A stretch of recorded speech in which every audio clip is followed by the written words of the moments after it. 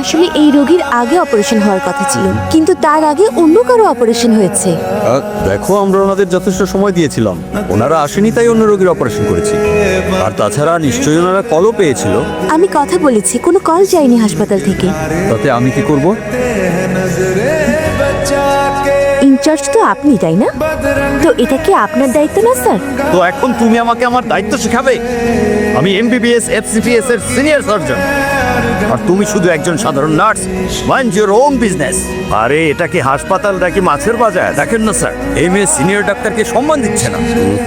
চিত্রা, তুমি সিনিয়রের সাথে এভাবে কথা বলতে পারো? তোমাকে এই ব্যাপারটা মাথায় রাখতে হবে। স্যার, লিস্টে ওনার নাম থাকলেও অন্য কারো অপারেশন করা হয়েছে। ওনার কিছু হয়ে গেলে? Shut up. যদি কোনো ভুল হয়ে থাকে সেটা দেখার জন্য আমি তো আছি না।